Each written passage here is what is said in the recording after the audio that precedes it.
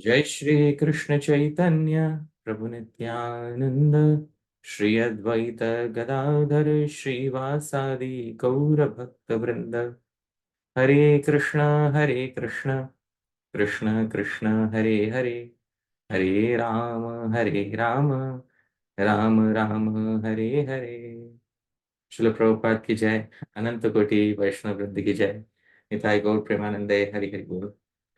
Once again, dear devotees, thank you so much for kindly assembling here, especially in this busy month of Kartik Mass, where many of you might be having many engagements, but you kindly took out time and you joined today's session. I'm really grateful for that. I'm also very thankful to our host, Dhāmeśvara Mahāprabhu and co-host Param Karuna Prabhu for kindly hosting the sessions each week diligently, for kindly listening to what I have to say and answering my queries in between. And also my sincere thanks to each and every one of you who are present here, and especially devotees who are attending regularly. Also devotees who are viewing this on YouTube, and my sincere thanks to each and every one of you. Dear devotees, today we are continuing our series on Śrī-Caitanya-Śikṣāṣṭakam, and today is the 9th session. Dear devotees, we are currently in the first verse and we discussed Cheto Darpanam Arjanam, Bhava Mahadavagni Nirvapanam, Shreyah Kairava Chandrika Vitaranam, and today we will be entering into the fourth phrase, fourth adjective of Shri Krishna Sankirtanam, that is vidyā-vadhū-jīvanam. Before we do that, dear devotees, let us begin with an invocation verse for Shri Chaitanya Mahaprabhu. Here is the verse in front of all of us. Siksastakam ritabdhauyo majjan majjayati swakan sagaurangas tatastham mam kadabdhau krakshyati swayam. Siksashtaka amrita abdhau yo majjan majjayati swakan. While drowning himself, majjan majjayati swakan sa gauranga. Shri Gauranga simultaneously causes his near and dear ones to drown in the nectar ocean of Shri Siksastakam. Tatastham mam, I am a mere bystander waiting at the shore. Kada, when?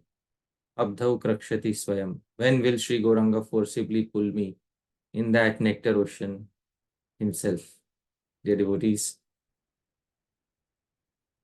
we'll also begin with a quote by His Divine Grace, Abhay Charanaravindra Bhakti Vedanta Swami Srila Prabhupada. Srila Prabhupada is speaking about Sankirtan beyond machines.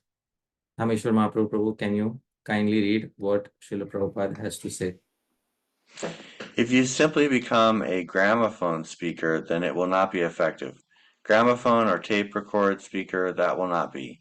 You must be a live speaker. Your living condition should be spiritually what is called surcharged. So that means you must be trained up how to rise early in the morning, take your bath, cleanse yourself, chant Hare Krishna mantra. Then you will be spiritually strong. When you are spiritually strong, if you speak something on spiritual subject matter, then it will be effective. Otherwise, it will be just like a tape record playing. So this is a very important point that Srila Prabhupada makes, that Sankirtan is a live process. And you can have Sankirtan done on a tape recorder, but the living entity who performs Sankirtan live is able to invest the minds of the audience in the thought process or in the mood that he or she is currently having. And that is very important. Therefore, Srila Prabhupada says your living should be spiritually surcharged. And that spiritual surcharge gets transmitted into the hearts of the audience And for this reason, it is very important that Sankirtan becomes a live process. And it is for this reason that in most temples around the world, a Bhagavatam class is given by a speaker in person. Live Bhagavatam class is given. Otherwise, we could easily give the argument that why not play a tape of a Srimad Bhagavatam class on all the days. But it is Srila Prabhupada's own instruction that gramophone or tape record speaker, that will not be. You must be a live speaker. So Srila Prabhupada is also in favor of Kirtan being done live. Also, another advantage of Kirtan being done live is that there is an opportunity to ask queries and get them resolved. So any philosophical topic is being discussed in Sri Krishna Sankirtanam, then we have the opportunity after the talk to ask queries and get those doubts resolved. But those doubts cannot be resolved in viewing a recording. So for this reason, dear devotees, Sankirtan is ideally performed live. Now, dear devotees, we are continuing the first verse. I'll sing the first verse and then we'll see the word for word. Cheto darpan marjanam bhava maha davagni nirvapanam Shreyah kairav chandrika vitaranam vidyā-vadhū-jīvanam Anandambudhivardhanam pratipadam Purnamrita swadanam Sarvatmasnaparam param vijayate Shri Krishna Sankirtanam. Dear devotees, Sri Chaitanya Mahaprabhu in Gambhira, while experiencing Mohan Mahabhav, Mohanakhya Mahabhav, the devotees is uttering this particular verse for the benefit of all the living entities. We had discussed this in the introduction to Śrī-Caitanya-Śikṣāṣṭakam. So to put things back in perspective, it is Sri Chaitanya Mahaprabhu who is giving all these qualities of Shri Krishna Sankirtanam. Dhāmeśvara Mahaprabhu, can you kindly read the translation in sequence? It cleanses the mirror of the consciousness, eradicates the massive wildfire of material existence, causes a moon-like diffusion that blooms the night water lily of all-round auspiciousness, becomes the life and soul of the newlywed bride of all divine knowledge, swells the ocean of joy, causes an experience of complete nectarian bliss in each successive syllable as well as word, and thoroughly cleanses the entirety of one's self. That entity named Shri Krishna Sankirtan reigns supremely victorious. Dear devotees, till now we have discussed Cheto Darpan Marjanam, Bhava Maha Davagni Nirvapanam, and Shreyah Kairava Chandrika Vitaram. Last week, we concluded the discussion on Shreya Kairava Chandrika Vitaranam, and we saw what is Shreya, and we saw the various references to Krishna Bhakti being Shreya, and how Krishna Bhakti is universal Shreya. We saw all of that last week. Today we are moving ahead to the next adjective of Shri Krishna Sankirtanam, vidya-vadhu-jivanam. Vidya-vadhu-jivanam. Jivanam means the life and soul of the Vadhu. Vadhu is the newly wed bride of Vidya. Vidya is all divine knowledge. In a general sense, Vidya means any knowledge, especially any knowledge given in the Vedas. Even that knowledge pertaining to this material world is also known as Vidya. But here I have taken the meaning as all divine knowledge, and there is a reason for that, because the commentators will especially highlight this aspect of Vidya, that is knowledge of the transcendental, knowledge of the divine. So Sri Krishna Sankirtanam becomes the life and soul, the Jivanam, or Jivanam has another meaning, the husband of the newly wed bride, the Vadhu of all divine knowledge, which is all Vidya. Dear devotees, we have already seen the translation. Now let's try to understand the term vidyā-vadhū-jīvanam. It becomes the life and soul of the newly wed bride of all divine knowledge. The first Sanskrit commentator, Shri Veer Chandra Goswami, he says Vidya, Brahma Vidya. The term Vidya refers to Brahma Vidya. What is the meaning of Brahma Vidya? Knowledge of impersonal Brahman. Such knowledge is found in many places in Shastra. Mainly it is found in the Upanishads and in the Vedanta Sutras. So that Vidya, Brahma Vidya, is referred to as Vidya. He says Vidya, Brahma Vidya. Then he says Saiva, Sa Eva, Sarva Priya Acharana Shilatvat Vadhur. He says, due to being favorable to the Supreme Lord in all ways, this Vidya, Brahma Vidya, is like a Vadhu, newly wed bride. So, and he says, Vadhur iva asvatantracha. That is, she is not independent in nature. The devotees previously in traditional Vedic culture, when a girl gets married to a particular boy, she becomes Vadhu. Then she has to leave her home and she has to come to the home of her husband. And because she becomes fully dependent on the husband in many ways, therefore she is called as asvatantra. Asvatantra means she is not independent in nature. Her jivanam, tasya jivanam ajivakah.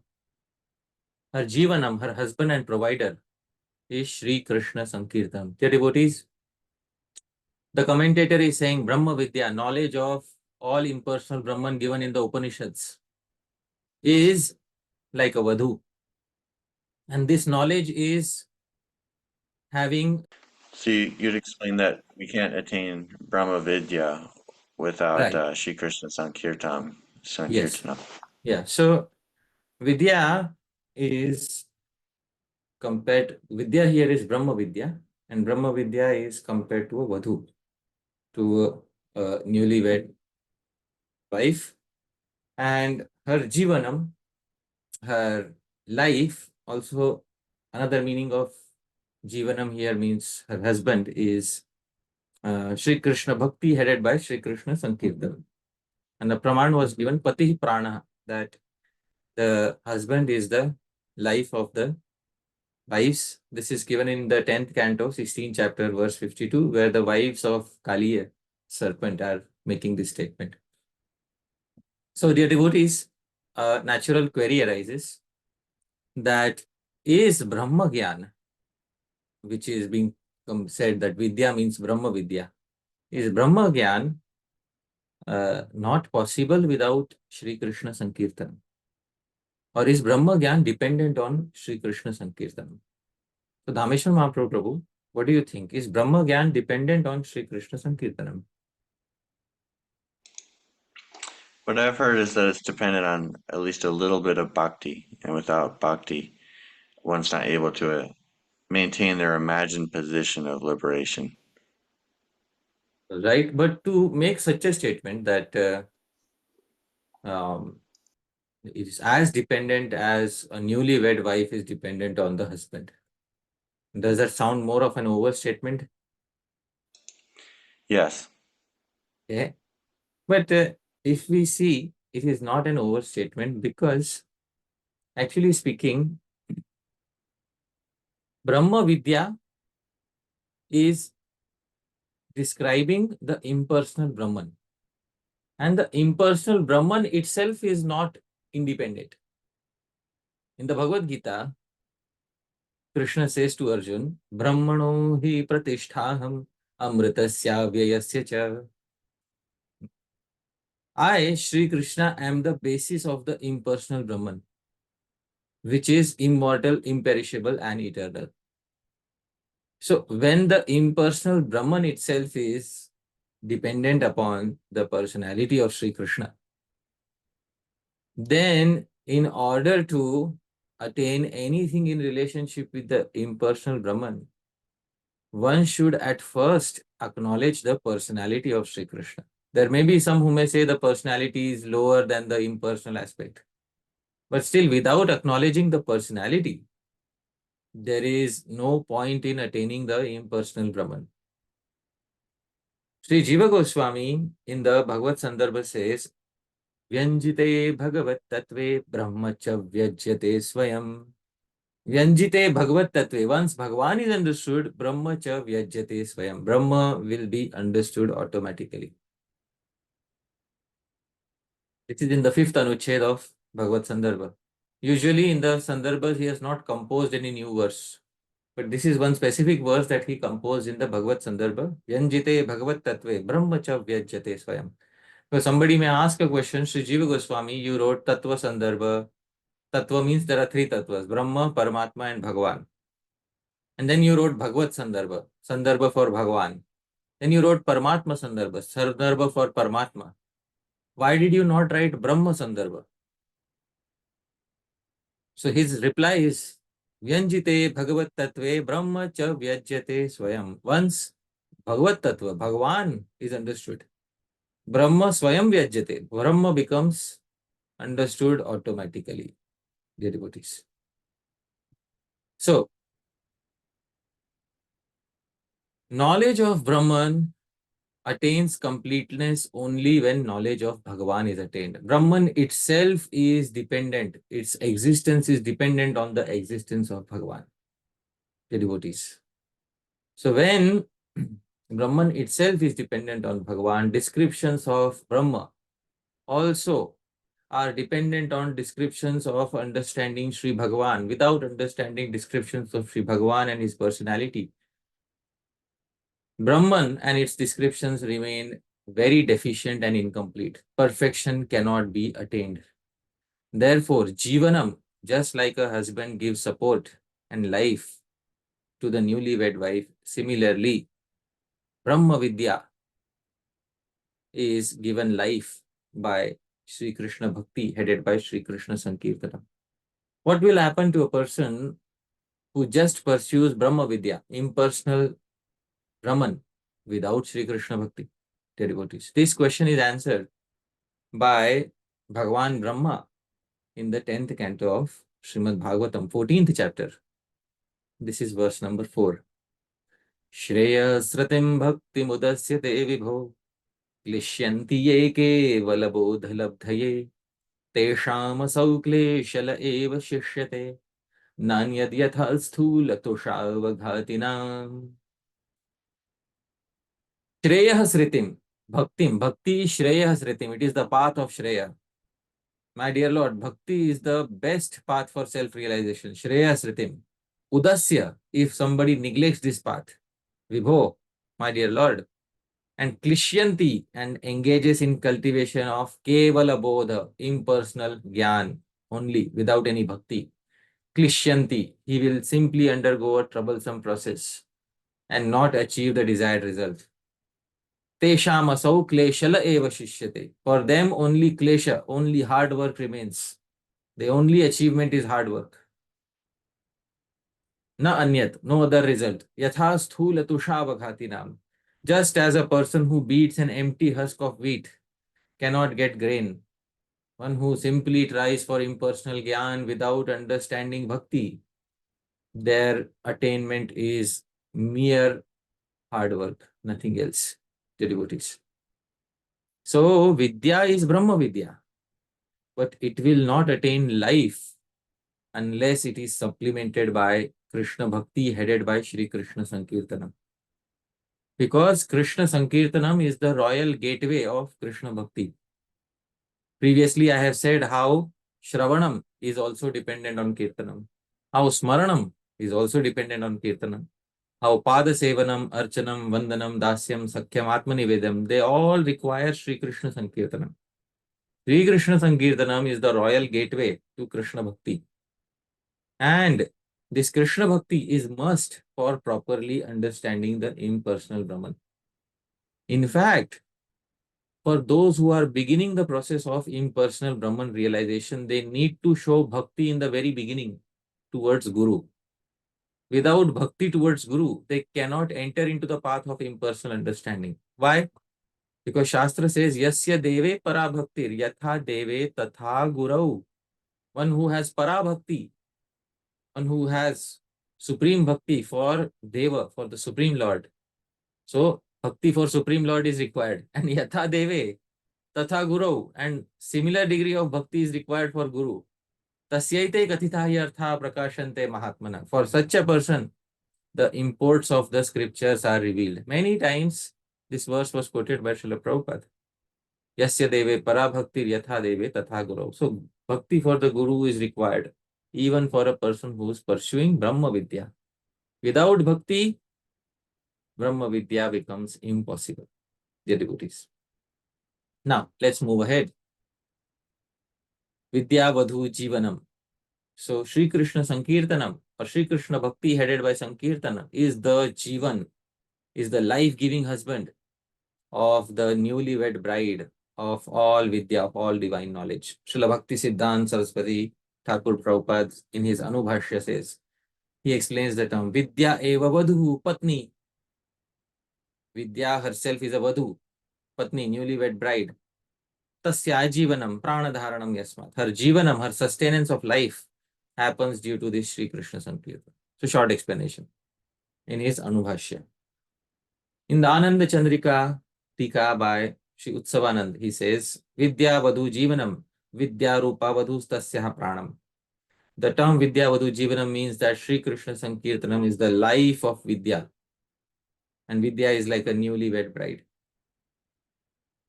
Dear devotees, further Srila Bhakti Siddhanta Saraswati Thakur in his Anuvritti says, Mundak Upanishadi dvecha vidya samudishtate. In Mundak Upanishad, there are two types of Vidya, knowledge delineated. Laukiki paracha iti. Laukiki, worldly, and para, transcendental. So para is transcendental and laukiki means opposite of transcendental, which is worldly. So para and apara, what Srila Bhakti Siddhanta Saraswati Thakur is calling here as laukiki, the Upanishad calls it apara. So apara and para, worldly and transcendental. In a secondary way, Shri Krishna Sankirtanam is like the life of the newly wed bride of worldly Vidya. In a secondary way, all worldly Vidya is also dependent on Shri Krishna Sankirtanam. Please tell me how. Dhāmeśvara Mahāprabhu, please try to tell me how all worldly Vidya is also dependent on Shri Krishna Sankirtanam. And this is a challenging query. I'll give it a shot. Okay. Without Shri Krishna Sankirtan, we might be able to understand how things work, but we can't understand why things work. So science can explain I'm saying the laws of the universe, but not why there's such laws. Go ahead. No, I'm saying a person who's an engineer, a doctor, anyway, they all of them, they are working in their day-to-day life. Their Vidya. How can their Vidya become dependent on Sri Krishna Sankirtanam? How is it indirectly? Because he says in a secondary way, Gaunata, in an indirect way. All the material knowledge is also dependent on Sri Krishna Sankirtanam. So how is it possible? In the Bhagavad Gita, Krishna says that he facilitates knowledge in the living entity through the heart. And so we're all dependent on God for our knowledge. Right. Okay, that is one way. But all knowledge necessarily doesn't come from Paramatma. Many times we receive knowledge from teachers or from books. That knowledge certainly doesn't come from the Paramatma within the heart. So what about knowledge that is received from books, from teachers of various disciplines such as engineering or medicine, etc. So in reply to this, it can, because a very big claim is being made that in a secondary way, Shri Krishna Sankirtanam is what, is the life of all worldly Vidya. So the answer to this is as follows. And Dhāmeśvara Mahāprabhu, all the Vidya in this world or this entire universe has been created by a creator. According to the Shastras, what is the name of the creator who created this world? Brahma. And Brahma got the knowledge of all the creation by doing something. How did Brahma get his knowledge of creating the universe? Meditation and prayer. And this prayer, this chanting, and this prayer was in relationship to whom? Which personality? Shri Krishna. So by performing Shri Krishna Sankirtanam, it is Bhagavan Brahma who got the initial knowledge of creation of the universe. And because he created the entire universe with all the material knowledge, then the subsequent transformations of those material knowledge are also indirectly dependent on Shri Krishna Sankirtanam. So in this way, this is one way. Another way is to understand that all knowledge in this world is dependent upon knowledge of language. Without speaking a language, you cannot have access to any knowledge, whether it is engineering or medicine. In order to understand engineering or medicine, you need to understand the language in which engineering or medicine is being taught. But if you trace the history of all languages, the original language is the language of the Vedas, which is Sanskrit. And that particular language was revealed within the heart of Bhagavan Brahma by Shri Krishna Sankirtanam. Govindam Adi Purusham Tam Aham Bhajami. At the dawn of creation, Bhagavan Brahma has engaged in Shri Krishna Sankirtanam. And through that, Tene Brahma Hridaya Adi Kavaye, all Vedic knowledge and the capacity to subsequently transform that knowledge was manifested in the heart of Bhagavan Brahma. So dear devotees, in this way, Shri Krishna Sankirtanam in a secondary way is the life of the newly wed bride of all worldly knowledge, of all worldly vidya. If Bhagavan Brahma wouldn't have performed Shri Krishna Sankirtanam, there would be no revelation of Vedic knowledge and the entire universe would be in darkness. Therefore, in an indirect way, Shri Krishna Sankirtanam is what has produced all aparavidya, all worldly vidya. Primarily, however, Srila Bhaktisiddhanta Saraswati Thakur also says, primarily, Shri Krishna Sankirtanam is the direct life of all paravidya, all transcendental vidya. But he's saying Mundak Upanishadi. In the Mundak Upanishad, this is revealed. Where in the Mundak Upanishad? So this is the quote from Mundak Upanishad. Dve vidye veditavye iti hasmayat brahma vido vadanti parachaiva paracha. Veditavye, it is to be understood that there are dve vidye, there are two types of vidya. What are the two types? Para, transcendental, and apara, worldly. And Brahma vido vadanti.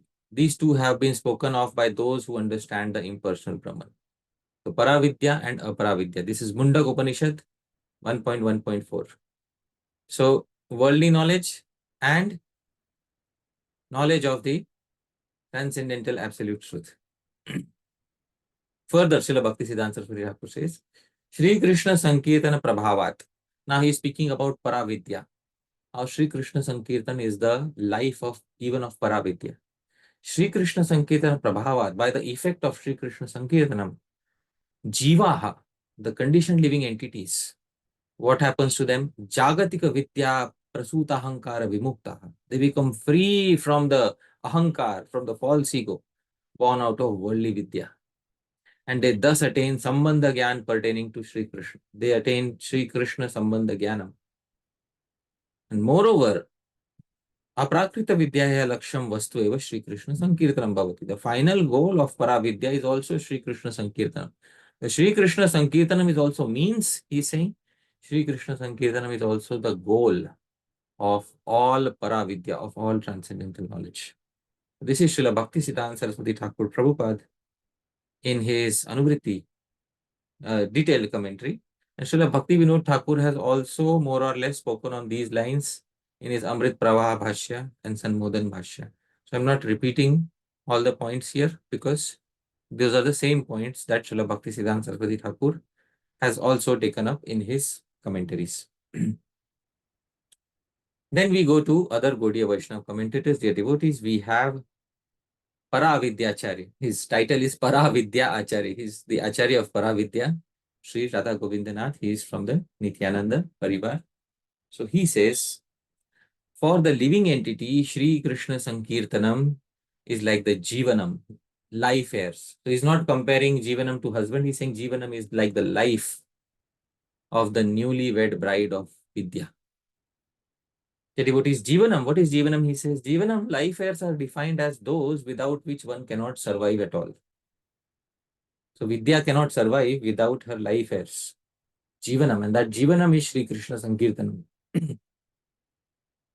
He says, without Shri Krishna Sankirtanam, the newly wed bride of Vidya cannot survive at all. The Shri Krishna Sankirtanam is known as vidyā-vadhū-jīvanam. All right. But please explain in detail. So he explains in detail. What is the meaning of vidyā-vadhū? It means Vidya Rupa Vadhu. Vidya in the form of a newly wed bride. He says here Vidya is being compared to a Vadhu, a newly wed bride. All right, we understand that. But what is Vidya? This is what is Vidya? That which causes one to know anything is denoted as Vidya. Grammatically, Vidyate anaya iti Vidya. That by which one comes to know anything, that medium by which one comes to know anything is known as Vidya, the devotees. So, for example, through a textbook, one comes to know about medicine. So that textbook is the via medium. That textbook is Vidya in order to understand medicine. It says, moreover, there is a supreme entity, Shri Krishna, by knowing whom nothing else remains to be known. The means by which that supreme entity is understood is the pinnacle of all Vidya. One is Vidya, ordinary Vidya, and then there is the pinnacle, the highest point of all Vidya. And the highest point of all Vidya is that which causes us to know that supreme entity, Shri Krishna. Because by knowing Shri Krishna, nothing further remains to be known. So that which facilitates our knowledge of Shri Krishna, that is the highest Vidya. That is Paravidya, dear devotees. So he continues and says, Shri Krishna is Ashray Tattva. Ashray Tattva means the supreme object of all knowledge, the supreme shelter of all knowledge. Certainly by knowing him, nothing else remains to be known.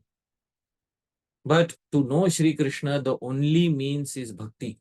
And he doesn't say without praman, he gives a praman. The praman is given in Srimad Bhagavatam, 11th canto, where Shri Krishna himself says, Bhaktyaham ekaya grahya. I am understood exclusively by bhakti. There is a similar verse in the Bhagavad Gita, Bhaktya mam abhijanati yavanyas-chasmi tattvata. Only by bhakti I am understood as much and what I am in tattva, the devotees. So not only in the Srimad Bhagavatam, but also in Bhagavad Gita, which is a generic text of Karma Yoga, Jnana Yoga, Ashtanga Yoga and Bhakti Yoga, Shri Krishna makes a specific statement regarding bhakti. Bhaktya mam abhijanati. Only through bhakti I am to be understood. As I am and who I am. Because Shri Krishna is saying I am a person, and a person has emotions, and a person has feelings. And those feelings are understood only by the method of service. And that service is nothing but bhakti. So bhaktya mam abhijanati. If you want to fully understand the person along with the feelings, bhakti is the only path. You cannot understand the feelings of Bhagavan through karma, jnana, ashtanga, yogas. The devotees, definitely bhakti is the best type of vidya. And this fact is confirmed by Sri Rai Ramananda, and he quotes Śrī-Caitanya-Śikṣāṣṭakam. Krishna bhakti vina vidya nahi ara. No vidya is more important than Krishna bhakti. This is in Rai Ramananda Samvad. Sri Chaitanya Mahaprabhu asks him, which is the best vidya amongst all vidyas. And then he says, Sri Rai Ramananda says, Krishna bhakti vina vidya nahi ara. There's no vidya more important than Shri Krishna bhakti, dear devotees. So this is in Chaitanya Charitamritam. So thus, in the term vidya-vadhu-jivanam, it is Krishna bhakti that is vidya. Dear devotees, please note this point. Vidya-vadhu-jivanam. The previous commentator, Sri Veer Chandra Goswami was saying that Vidya means Brahma Vidya. Srila Bhaktisiddhanta Saraswati Thakur also agrees. Sri Radha Govindath also agrees. Vidya is Brahma Vidya, but the highest Vidya is Krishna Bhakti. Paravidya, the pinnacle of all Paravidya is Krishna Bhakti. This Krishna Bhakti is a Vadhu. She is a newly wed bride. And what is the meaning? It goes into further detail. What is the meaning of a newly wed bride? What is Vadhu? So the meaning is that Krishna Bhakti is like a newly wed bride. She is gentle natured. Usually in the beginning of a marriage, both husband and wife behave in a gentle manner with each other. At least in most marriages, that is what happens. And she is affectionate. She is dedicated to the service of her husband. She is sweet in nature and disposition. She is happy at all times and protective of herself. So the person upon whom Bhakti Devi becomes pleased also gets all these characteristics. That Vaishnav becomes gentle-natured. That Vaishnav becomes affectionate. That Vaishnav becomes dedicated to service of his Lord, Shri Krishna. That Vaishnav becomes sweet in nature and disposition. That Vaishnav becomes happy at all times and protective of oneself and one's bhakti. Therefore, a person, Krishna Bhakti is like Vadhu. She has all these characteristics. And anybody who's following Krishna Bhakti also gains all these characteristics to a great degree, the devotees. So, he says, it has been explained many times that Nama is simultaneously the Upaya, the means of perfection, and the Upaya, the goal, perfection itself. Nam is just like the Nami, the named. It is the greatest, sweetest entity to be relished. And he says, till this point, vidya-vadhu-jivanam, the role of Nam Sankirtan as Upay, means, has been described. Dear devotees, Cheto Darpana Marjanam. Nam is the means which cleanses the heart. Bhava Maha Davagni Nirvapanam. Nam is the means which extinguishes the wild fire of material existence. Shreya Kairava Chandrika Vitaranam. Nam is the means by which the night lily of Shreya is blossomed. Vidya-vadhū-jīvanam. Nam is the means which gives life to the newlywed bride of Vidya. Till this time, Nam is being described as Upaya, means, a means to achieve something. What he is pointing out is, till this point, Nam is Upaya, the means. But after this, there are some adjectives remaining. What adjectives are remaining, Dhāmeśvara Mahāprabhu? Anandam buddhi vardhanam. Pratipadam. This is the effect, the goal to be achieved. Purnamrita swadanam, the goal to be achieved. Sarvatma snapanam, the goal to be achieved. What remains now will be upeya, the goal. But till this point, he has made a line of demarcation. This is the upaya. Shri Krishna Sankirtanam is upaya in the first four characteristics. The remaining three characteristics, Shri Krishna Sankirtanam is upeya, the goal. Anyway, let's continue. By the effect of Nam Sankirtan or Shri Krishna Sankirtanam, the dirt of the consciousness is driven away and Bhakti Devi makes an appearance in such a cleansed consciousness. And the dirt of Maya, avidya, is like a banana leaf covering our tongue. If a banana leaf covers one's tongue, it doesn't let the tongue come in direct contact with sweet, relishable foodstuffs. Similarly, Maya, avidya, covers the tongue and doesn't let it come in contact with the sweet, most relishable Nam. Dear devotees, then he says, by the effect of Sri Krishna Sankirtan, the banana leaf covering of avidya over the tongue is removed and the tongue comes in direct contact with Nam. Only then is it possible to experience the sweetness of Krishna Nam. Otherwise, most of us are chanting Krishna Nam with a banana leaf coating on our tongue and we are saying, oh, it's very sweet. Artificially, many may be saying it is very sweet. But unless Sri Krishna Sankirtan has its desired effect, removes avidya, till that point of time, one will not be able to relish it. He says, what is the sweetness of that direct contact with Krishna Nam? That will be described in the remaining terms. Anandam buddhi vardhanam.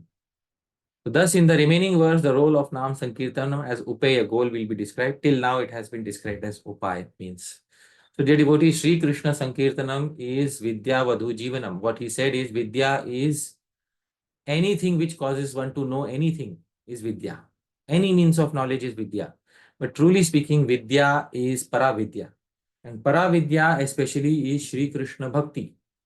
Because Krishna Bhakti Vina, Vidya dekhi nahi yaar. Sri Rai Ramanand says that there is no Vidya without Sri Krishna Bhakti. Sri Krishna Bhakti is the highest Vidya.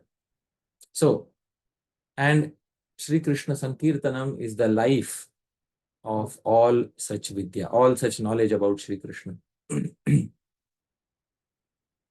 Finally, we go to the third commentator, not the third, I'm sorry, the first was Shri Veer Chandra Goswami, second Srila Bhakti Siddhanta Saraswati Thakur, third was Shri Utsavanand, fourth was Shri Radha Govindanath, the fifth commentator, Shri Dhanupriya Goswami, who says the original verse says Param Vijayate Shri Krishna Sankirtanam. Shri Krishna Sankirtanam is supremely victorious.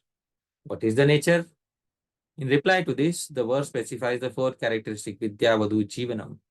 Shri Krishna Sankirtanam is like the Jivanam, life airs of the Vadhu, newly wed bride, that is Vidya. The devotee, he says, Vidya is the Upameya, entity being compared. And Vadhu is the Upaman, standard of comparison. So Vadhu is the Upaman, the standard of comparison, and Vidya is being compared to Vadhu. Vidya is the entity being compared to Vadhu. Similarly, Nam Sankirtanam is the Upameya, the entity being compared, and Jivanam is the Upaman, standard of comparison. So in every comparison, he is showing what is Upaman and Upameya, Sri Kanupriya Goswami. In previous adjectives also, we have seen this. This in the current term, vidya-vadhu-jivanam, what is Vidya? And he says this Vidya is described in the Shruti. He gives the same example as Srila Bhakti Siddhanta Saraswati Thakur, that there are two Vidyas, Para and Apara. These two have been spoken of by those who understand Brahman. But Sri Kanupriya Goswami also quotes the next section of Mundaka Upanishad. It says where Apara and Para are described in detail. So Tatra Apara Rigvedo, Yajurveda, Samaveda, Atharvaveda, Shiksha, Kalpo, Vyakaranam, Niruktam, Chando, Jyotishamiti. Atha Parayaya tad Aksharam Adhigamyate. Apara Vidya, worldly knowledge, refers to Rig Veda, Yajur Veda, Sama Veda, Atharva Veda, Shiksha. Shiksha is phonetics, how to utter the proper syllables. For example, in Shiksha, it is said, Akuha Visarjaniyanam Kantha, that the first set of consonants is uttered through the Kantha. Ka, Kha, Ga, Dha, Nga. Then Ichu Yashanam Talu. The second set of consonants are using the lower palate. Cha, Cha, Ja, Jha, Nya. Then similarly, what is the correct place of utterance of every consonant or vowel? That is Shiksha. Kalpa, ritual, how to construct the yagya, fire sacrifice altars. All of that is described in Kalpa Shastra. Vyakaran is Sanskrit grammar. Don't mispronounce any term. Mispronouncing terms can lead to a big accident. Indra Shatro, we saw last time. So Vyakaran, for that you need to know Vyakaran grammar, how to pronounce, how to form correct words, how to understand if you are reciting the proper word or not. Niruktam is etymology of words. For example, the term gauhu, cow. Gachati iti gauhu, she who goes here and there is gau. Very generic etymology of cow. Then there are other specific etymologies. But Nirukta Shastra gives etymologies of various terms. Chandaha, prosody, what is the meter of any particular verse, any particular hymn of the Vedas. That is Chandaha Shastra. And Jyotisham, astronomy, how to calculate auspicious seasons, times, etc. for performance of fire sacrifices, yagya. These are 6 angas, Vedangas. Shiksha, Kalpa, Vyakaran, Nirukta, Chanda, Jyotish are the 6 angas, Vedangas, and the 4 direct Vedas are Rig Veda, Yajur Veda, Sam Veda, and Athar Veda. These are all Apara Vidya, worldly knowledge. And transformations of these Apara Vidya are found in engineering, mathematics, etc. Because this is the original set of knowledge in the universe from whom all other knowledge has manifested in this universe. On the other hand, Atha Para Vidya, transcendental knowledge, is Yaya Tat Aksharam Adhigamyate, that by which Akshara, infallible supreme truth, is fully understood. Many times a question is asked, why is Krishna not mentioned directly in the Vedas? Because Vedas is Apara Vidya or Para Vidya? The answer is Vedas is Apara Vidya. And mention of Krishna directly in the Vedas, and if Krishna starts saying in the Vedas, worship me, Manmana bhav mad bhakto madhyaji mam namaskuru. And Dāmeśvara Mahāprabhu, Vedas will remain apara vidya or they will become para vidya. What will happen to the Vedas? They will become Paravidya. They will become para vidya. But this distinctive line between apara and para is given in the Vedas itself, in the Upanishad itself. That the four Vedas are dealing with worldly subject matters. And isn't this confirmed by Shri Krishna? Traigunya Vishaya Veda. Oh, Arjun, the Vedas are mainly dealing with subject matters within the three modes of nature. You become Nistraigunya, you switch to Paravidya, Arjun. Paravidya is also to be found in the Vedas, but in a different section. Aparavidya is to be found in the original four Vedas and the six Vedangas. Shiksha, Kalpa, Vyakaran, Nirukta, Chandaha, Jyotisha. These are the six limbs of the four Vedas. So Paravidya is that by which Akshara, infallible. You see in the original Upanishad, Aksharam Adhigamyate. Akshara is understood. What is Akshara? He says. Akshara is important here. The Bhagavad Gita 15.16 specifies Dvavima Purusho Loke. Kshara Aksharas. There are two Purushas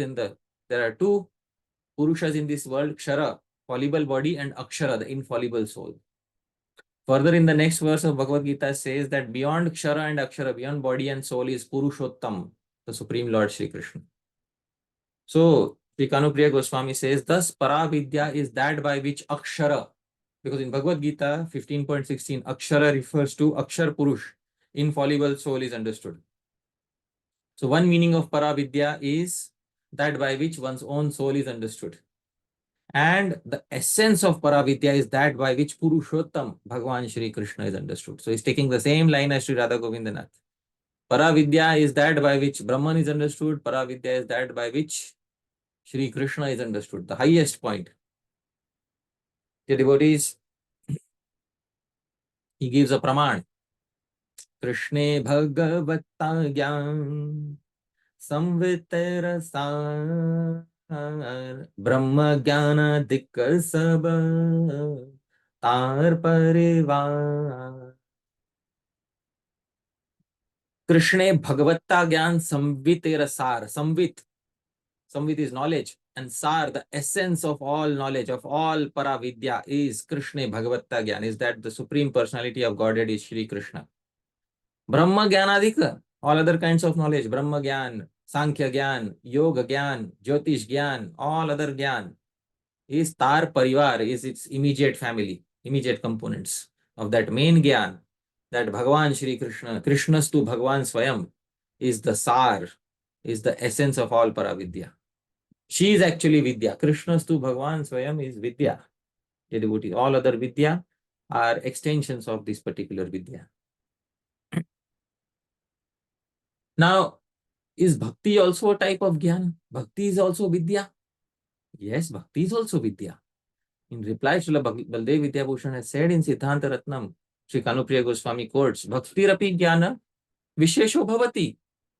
Bhakti is also a specific type of Jnana, specific type of Vidya. Bhakti is not dry, impersonal knowledge. Bhakti is knowledge of the Supreme Personality of Godhead. And Bhakti essentially means Prema Bhakti. The highest point is Prema Bhakti, which causes one to know, see and attain the Lord. This is specified by Sri Rai Ramananda. Krishna Bhakti Vina Vidya Nahi Yar. He quotes the same pramana as Sri Radha Govindnath. No Vidya is more important than Krishna Bhakti.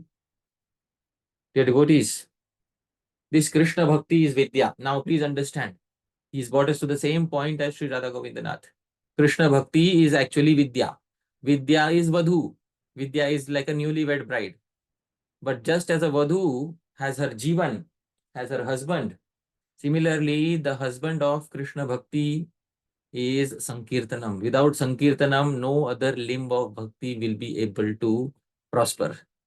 Remove Sankirtanam. Vidya, that is Krishna Bhakti, will not be able to prosper. Krishna Bhakti is categorized into two main types, Vaidhi and Raganuga. Specifically, he says Raganuga Bhakti manifests in Vraja and Rasa such as Dasya, Sakhya, Vatsalya and the highest which is Madhurya. So in Vidya also, in Krishna Bhakti also, the highest Vidya is that which pertains to Madhurya Ras. And in Madhurya Ras also, there are the queens of Dwarka, so many varieties are there. But he says the glory of the feminine servants and manjaris of Sri Radha is extremely special. For the living entity who has attained perfection, servitude of Sri Radha, Radha Dasyam is the highest goal. This Manjari Bhav is the highest limit of Bhakti, Paravidya, for a living entity. And this Paravidya awakens in the heart due to Shri Krishna Sankirtanam. So, Manjari Bhav, attainment of the highest goal possible for a living entity, he says, is Vidya, is actually Paravidya. And this Vidya is like a Vadhu. She's like a newlywed bride. And her Jivanam, what gives life to her, is Shri Krishna Sankirtanam. The devotees in this way. The commentators have given the following points. First is Vidya is like a Vadhu, newlywed bride, and her Jivanam, one meaning of Jivanam is life, one meaning of Jivanam is husband, is Shri Krishna Sankirtanam. Vidya is of two types. All the commentators have quoted apara and para, worldly and transcendental. Especially Vidya in this verse, vidya-vadhu-jivanam, refers to para Vidya. Indirectly, Srila Bhaktisiddhanta Saraswati Thakur says, indirectly it also refers to apara Vidya. Because all the knowledge in the world has indirectly stemmed from the Vedas. So indirectly it also refers to apara Vidya. Para Vidya refers to Brahma Vidya. That we saw. And it culminates in Krishna Bhakti. Thus, Krishna Bhakti is the real Vidya. And Sri Kanupriya Goswami said, Krishna Bhakti, the highest Vidya, attains its highest point for Jiva in servitude of Sri Radha. And this Krishna Bhakti, which has servitude of Sri Radha in it, becomes enlivened by Shri Krishna Sankirtan. So, dear devotees, Vidya, once again, Vidya refers to Shri Krishna Bhakti, especially the highest point, Radha Dasyam. This Radha Dasyam is the Vidya, it is like a Vadhu, and this Vadhu, her Jivanam, her life-giving husband, is Shri Krishna Sankirtan. So, dear devotees, this is the summary of what the commentators have said on this particular verse. At this point, I'd like to conclude by giving another quote regarding the same topic of Sankirtan beyond machines. Dhāmeśvara Mahāprabhu, can you kindly read? But who is chanting? He must be a sincere devotee. Then his chanting will be effective. A gramophone machine will not do. He must be realized. Then his chanting will be effective. Satam prasangan mama virya samvedo bhavanti hritkarna rasayana katha. He must behave just like a pure Vaishnava. Then if he chants, his chanting will be effective. Thank you, Prabhu. So, Srila Prabhupada again emphasizes, a gramophone machine will not do. He must be realized, and then his chanting, his Sankirtanam will be effective. And then he quotes a Praman. Srila Prabhupada also, without quoting Praman, he doesn't make an important point. What is the Praman? Satam prasangan mama virya samvido. Those of us who have seen this verse, it's a very commonly quoted verse. Prasangan, in close association of satam, of sadhus. The verse says satam prasangan. It doesn't say yantrasya prasanga. Not that in close association with a machine or a gramophone. No, satam prasangan. In close association with sadhus. Mama virya samvido. Bhagavan says, my virya, my very powerful knowledge, my very powerful realizations about me, bhavanti, they take place. Ritkarna rasayana katha. That those kathas, which are rasayana, which are like an Ayurvedic medicine for the heart and for the ears. Such kathas take place. Tad joshanad, by accepting such katha, ashu, apavargya vartmani, one quickly progresses on the path of liberation. Shraddha, ratir, bhakti, one attains Shraddha, one attains Bhava, one attains Prema very quickly by associating with a living sadhu who performs Shri Krishna Sankirtanam in a pure manner. Then Prabhupada says if he chants, his chanting will be effective. The devotee is very important to understand that Sankirtanam is a living process. And for this reason, Srila Prabhupada and the previous acharyas have highlighted this again and again. So I'll pause here, devotees. Yadatra skalitam kinchid vidvam sah purayantu tat. Yadatra saushtavam kinchid tat gurureva mena. Yadatra skalitam kinchid. If there's anything mistaken here, dear devotees, vidvam sah, your learned devotees, purayantu tat. Kindly correct any mistakes. But yadatra saushthavam kinchit. If there's anything nice, please remember tad guroreva. It belongs to my Gurujanas. Me nahi. It doesn't belong to me. Thank you very much once again, dear devotees. Jagat Guru Srila Prabhupada ki jai. Srila Rupa Goswami Prabhupada ki jai. Shad Goswami Gan ki jai. Anant Koti Vaishnava Vrinda ki jai. Nitai Gaur Premanand. Hari Hari Bol. Shri Krishna Chaitanya Hari Hari Mahaprabhu ki jai. Bol. Thank you so much, dear Hari Prasha Prabhu, for another wonderful class. I love the detail we get on this verse because it can be so easy to get mechanical, just chanting this verse even daily, and we rush through it without realizing all of the significance that's packed in there. And so these explanations are so precise and poetic and meaningful. It's really, really nice to hear. Thank you very much for these presentations. We're going to go now to questions and answers. And I'll do my weekly spiel about the rules. First of all, please ask questions related to today's class and not questions unrelated to today's class. If anyone's watching on YouTube and you would like to join our WhatsApp community, you can just send an email to Siksastakam.hpd@gmail.com. The spelling is here. Besides that, we want to keep our questions philosophical in nature and not bring up specific people or situations or institutions, asking loaded questions like that. We don't take questions like that in this setting. Please keep your questions short. We'll give everyone a chance to ask one question and maybe a short follow-up, just so everyone gets a chance, but you can get back in line if you want to ask another question. And if your question might require a lot of research, then please ask it in the WhatsApp group so that we have a chance to look things up. Anything else, Prabhuji? Yeah, and please keep in mind, the devotees, this is an informal platform. It's not as formal as giving a talk on a temple Vyasasana. So let your mood also be informal, and my mood is also informal here. Thank you very much. Our first question is from Bhakti Dorothea. Hare Krishna, dear devotees. Please accept my pranams. It's always amazing, amazing kata. I'm speechless because it's always such a mind blow.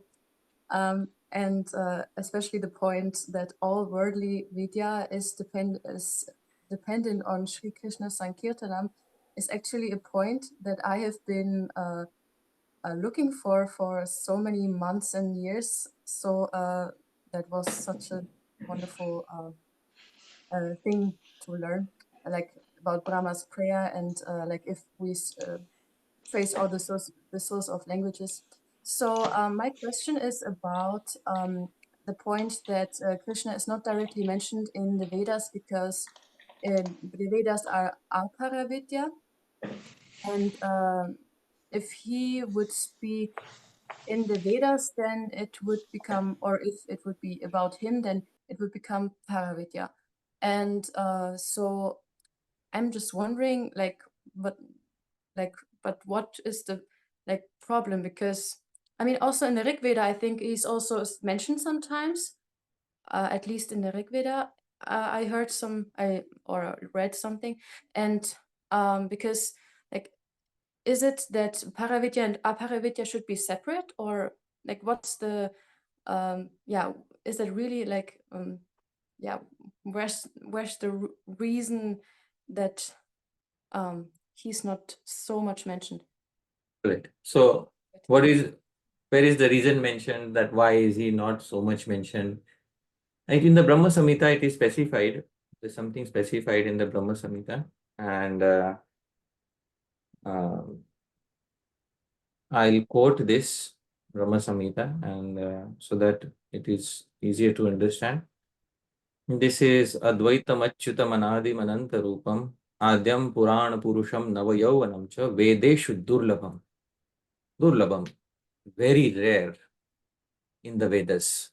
Very rarely you will find whom? Govindam, Adi Purusham. You will find very rarely in the Vedas. In the word for word, you will say, through the Vedas, he is inaccessible. So it's very rare and inaccessible through the Vedas. Srila Bhaktisiddhanta Saraswati Thakur says, who is inaccessible to the Vedas. This is what he says. So why is he inaccessible to the Vedas? Why? Because Krishna says in the 11th canto, Nirvinnanam Jnana Yogo, Nyasinam Iha Karmasu, Teshva Nirvinna Chittanam Karma Yogastu Kaminam. Karma Yogastu Kaminam. Translation. Amongst these three paths, Jnana Yoga or impersonal philosophical speculation is recommended for those who are nirvinna, who are too much renounced and detached from ordinary fruitive activities. So this is a line of demarcation. Those who are too renounced, too detached, Jnana Yoga. Those who are not disgusted but have many material desires, Karma Yoga. So Vedas. Now for both these people, direct mention of Krishna is not needed. They are not adhikaris. Next verse. Yadrichaya mat kathadau jata shraddhastu yah puman na nirvinno nati sakto bhakti yogosya siddhida. 11.20.8. Somehow or other, by good fortune, one develops a completely transcendental attachment to my glories. Such a person should neither be too renounced nor too attached. Then he will fit in the criteria of bhakti yoga. So the main characteristic is he should have some attachment for me due to some good fortune, unexplained good fortune from the past. And secondly, he should neither be too renounced nor be too attached.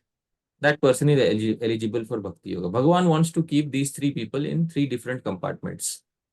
So the Karma Kanda section, or what we call Purva Mimamsa, is for those who are attached to karma. Uttar Mimamsa is for those who are renounced, attached to Gyan.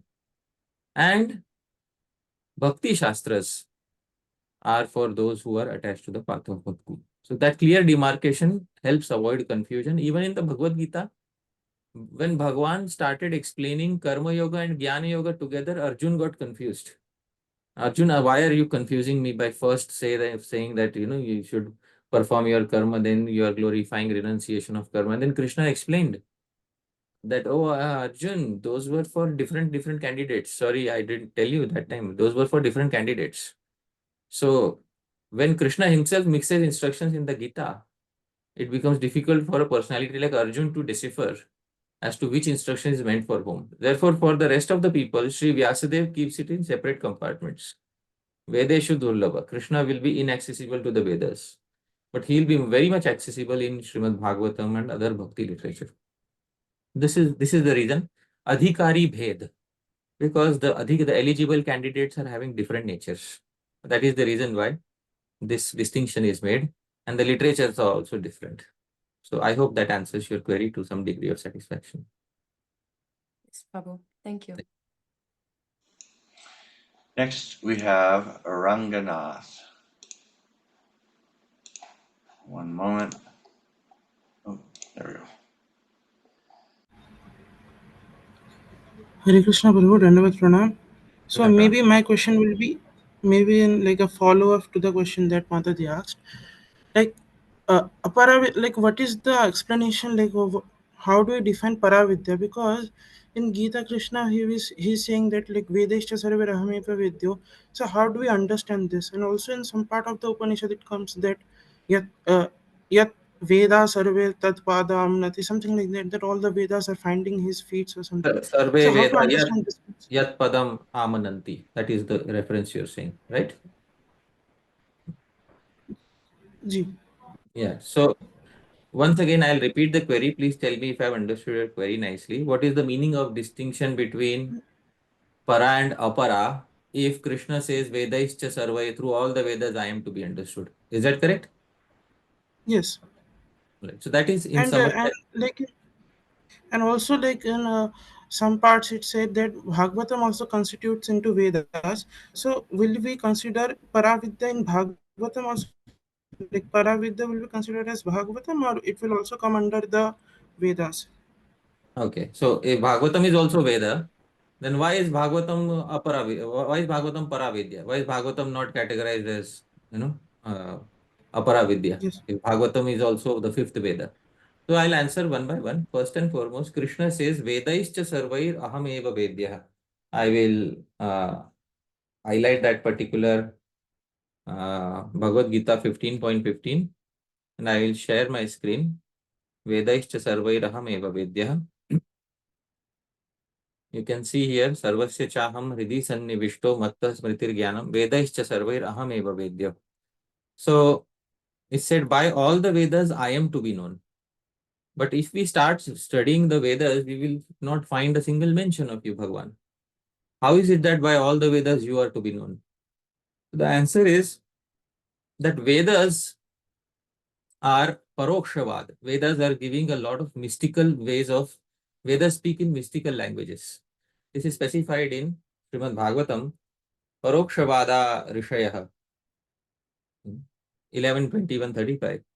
Veda Brahmatma Vishaya Strikanda Vishaya Ime Parokshvada Rishaya Paroksham Mamacha Priyam 11:21-35. Bhagavan speaks about the nature of Vedas. The Vedas divided into three divisions ultimately, not immediately, ultimately reveal the living entity as pure spirit soul. Ultimately they reveal Krishna, not immediately. Because why? Because the Vedic seers and mantras deal in esoteric terms. And I am also pleased by such confidential esoteric descriptions. So the Vedas ultimately point to Sri Krishna, not immediately. I will give an example of this from the Rig Veda. There is a very famous hymn in Rig Veda, 458.3. And I will show you this particular hymn in Rig Veda. And we will read the particular, I will read that hymn of Rig Veda, and I will share my screen here so that we can all see. This is Rig Veda 458.3. Chatvari Shringatrayo Asya Pada Dve Shirshe Saptahastasu Asya Tridha Baddho Vrishabhoro Raviti Mahodevo Martyama Vivesha. This 458.3 Rig Veda. Chatvari Shringa, a bull is being described. Ranganath Prabhu, please hear. Chatvari Shringa, 4 are his horns. Trayo Asya Pada, 3 are his feet. Dve Shirshe, his heads are 2. Sapta Hastaso Asya, his hands are 7. So, Ranganath Prabhu, have you ever seen any such bull who has 4 horns, 3 feet, 2 heads, and 7 hands? Please tell me. No, Prabhu. Wow. Looking at this, when the modern Indologists came to India, they said that the Vedas were written under influence of intoxicants. So they could not understand what is the meaning of this. Chatvari Shringa Trayo Asya Pada. Tridha Baddho is bound in 3 places. Vrishabhoro Raviti. How is Krishna being delineated here? So Sri Vyasadeva gives the answer in Srimad Bhagavatam, how this particular enigmatic speech is related to Bhagavan Vishnu directly. In Srimad Bhagavatam 8:16-31, Sri Vyasadeva says, Namo Dvishirshne obeisances to he who has 2 heads, Tripade 3 feet, Chatuh Shringaya 4 horns, Tantave who expands, Saptahastaya Yagyaya who has 7 hands, but his name is Bhagavan Yagya. Trai Vidyatmane Namaha. Ranganath Prabhu, I will unmute you again. Please read the translation of this particular verse of the Bhagavatam. I offer my respectful obeisances unto you, the Supreme Personality of Godhead, who have 2 heads, Prayiniya and the Udayiniya, and the 3 legs, Savanatraya, the 4 horns, the 4 Vedas, and the 7 hands, the 7 Chandas, such as the Gayatri. I offer my obeisances unto you, whose heart and soul are the 3 Vedic rituals, Karmakanda, Jnanakanda, and Upasanakanda, and who expands these rituals in the form of a sacrifice. So, Prabhu, can you see Chatvari Shringa, 4 horns? Can you see here? Yes, Trayo Prabhu. Asya Pada, 3 legs. Dve Shirshe, 2 Yes. heads. Sapta Hastasu Asya, 7 hands. Tridha Baddho, bound in 3 places. Karma Kand, Jnana Kand, Upasana Kand. Vrishabhoro Raviti, this bull is making a sound. This This bull is referring to whom? It is referring to Yajna, Bhagwan Yajna, who inaugurated the process of Yajna in the age of Treta. This is how the Vedic literature is indirectly revealing Shri Krishna, not directly. Parokshavad it is. You cannot take out Krishna. Vedeshu durlabha. You will very rare to find Krishna directly in the Vedas.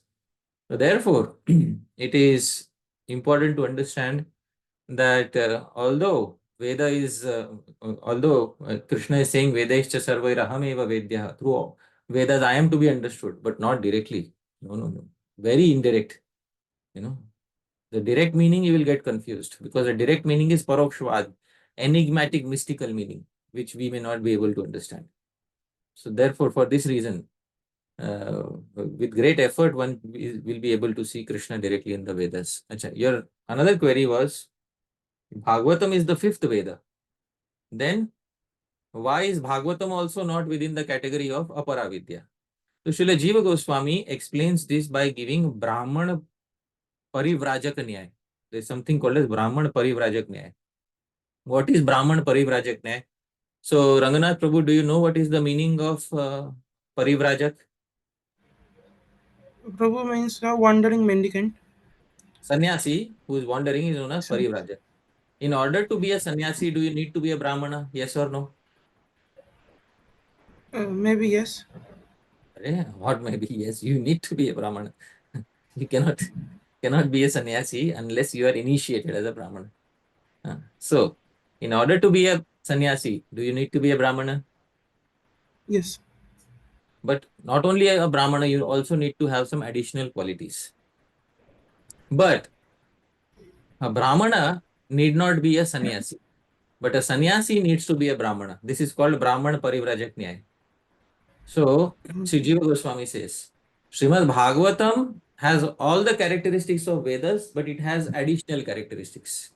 Just as a sannyasi has all the characteristics of a Brahmana, but it has additional characteristics.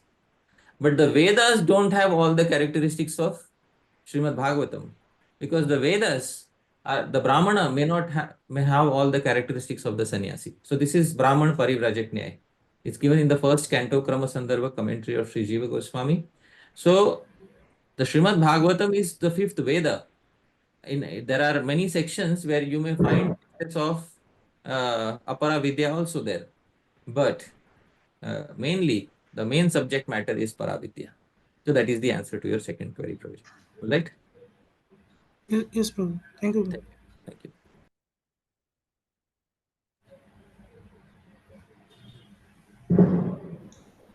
Hare Krishna. Hare Krishna Prabhuji, Dandavat Pranam, Krishna Srila Prabhupada. Prabhu, like going on the same para vidya, is Mahabharat para or apara? Because Bhagavad Gita is a part of Mahabharat, and then Krishna says there, that's surrender everything and everything about which you considered as para. So is Mahabharat Paravidya or Aparavidya? The answer to this is given directly in the Srimad Bhagavatam. So I will quote the direct verse from Srimad Bhagavatam so that it will become very easy to understand. This is Srimad Bhagavatam 1.4.25. Trishudradvijabandhunam trayina shruti gochara karma shreyasi mudhanam shreya evam bhavediha iti bharatamakyanam kripaya munina kritam. Mataji, can you kindly read the translation? Yeah. Out of compassion, the great sage thought it wise that this would enable men to achieve the ultimate goal of life. Thus, he compiled the great historical narration called the Mahabharata for women, laborers, and friends of the twice born. So, Mataji, what is the purpose of Mahabharata? I am highlighting. What is the purpose? To achieve the ultimate goal of life.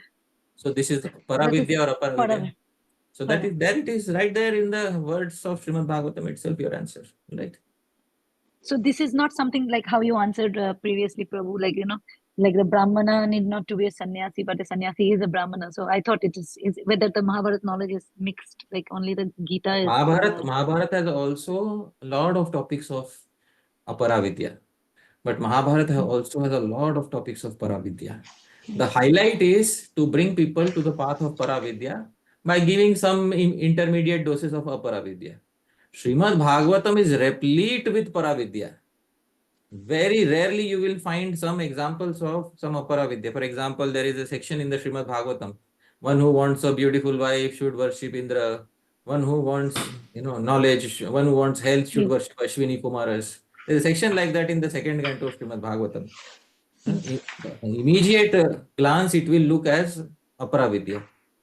But the main focus of the Srimad Bhagavatam is not that. Because then it says one who wants to, achieve perfection should worship the Supreme Personality of Godhead. Akamaha sarva kamova, Srimad Bhagavatam says finally. Yes. So the highlight of Srimad Bhagavatam is Paravidya, not Aparavidya. Right? A small follow-up. It says ultimate goal of life, and then it also mentioned women, laborers, and the friends of twice born. So does it reduce the meaning of ultimate goal of life? Saying No. for whom it is ultimate goal of life, like that. The goal doesn't reduce in its effect. The goal has not reduced or has not become trivialized. The candidates are the ones who are ineligible for the direct four Vedas. Strī, Shudra, Dvija-Bandhu. Strī, women are considered to be ineligible for studying the Vedas, direct four Vedas. Now here there is a subtle point to be understood that Strī does not mean all ladies, because if it means all ladies, then we will run into an inconsistency. There are ladies who in the past have studied the Vedas, and this is mentioned in the Srimad Bhagavatam itself, 4th canto, 1st chapter, 64th verse. I will share my screen, and this is what it says. 4:164. Tebhyo dadhar kanye dve vayunam dharinim swada ubhete brahmavadinyo jnana vigyana parage. Swada, who was offered to the Pitas, begot two daughters named Vayuna and Dharini, both of whom were impersonalists, Brahmavadinis, and were expert in transcendental and Vedic knowledge, Jnana Vigyan. So they had all Vedic knowledge despite being women. So why does Sri Vyasadeva say that women do not have access to Vedic knowledge? So in explanation to this, Harith, a writer of Smriti, says that women are of two types. One is known as Brahmavadini, one is known as Sadyavadhu. Brahmavadini is that rare lady. She is rare to be found. That rare lady, she is not to be found commonly walking on the streets. That rare lady who has the acumen, who has the intense desire to understand the supreme truth, and who does not want to get married, and whose desire to not get married is not out of some sentimental, it's not a sentimental fleeting thought. She genuinely studies she genuinely has a desire to study Vedic literature. And for her, for Brahmavadini, provision to study the Vedas is made as an exception. But all others are known as Satyavadhu. For them, it is recommended to settle down in an ashram, just as it is recommended for a man also to settle down in an ashram. Don't remain an ashrami. So, just as it is recommended for a man to settle in a proper ashram, for the rest of the women also, it is recommended to settle in a proper ashram. So, most of the ladies are ineligible due to being Satyavadhu, due to not having an acumen that is favorable to the study of Vedas. But there may be some rare exceptions, which I gave, Vayuna, Dharini, which I showed in the 4th canto of Srimad Bhagavatam, who are Brahmavadinis. So, for them, an exception is to be made. So that is what. Otherwise, what will happen? We'll make a blanket statement: all women are ineligible. So that is not the case. There are some exceptions. There is a small window of exceptions for in every negation. There may be a small window of exception, and this is what is being indicated here. So women, Shudra means somebody who is born in the family of Shudra, or somebody who has the acumen of a Shudra. These people are Dvija-Bandhu, somebody who is born in a Brahman family, Kshatriya family, Vaishya family, but fell down from the standards. These people are ineligible for the Vedas. Somebody is born in a Brahmin family and doesn't take the sacred thread by 8 years of age or maximum 16 years of age.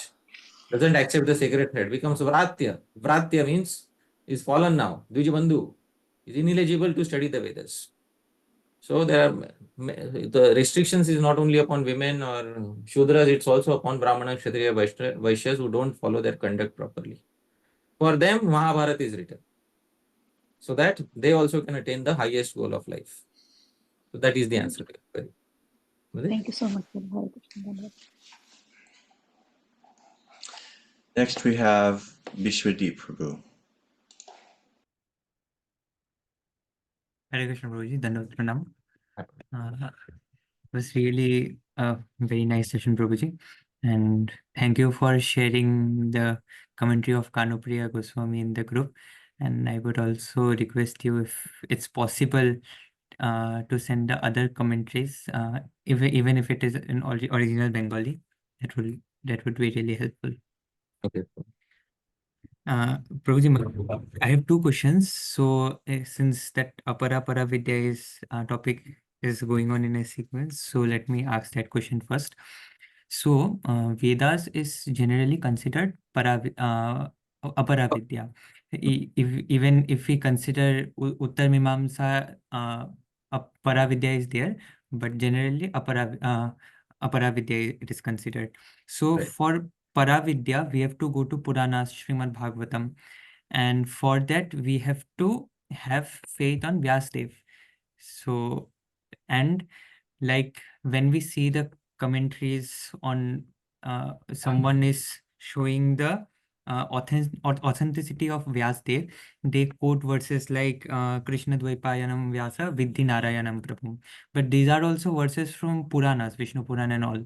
So there may be a fallacy which someone can say that you are quoting Vyasdev to prove authenticity of Vyasdev only.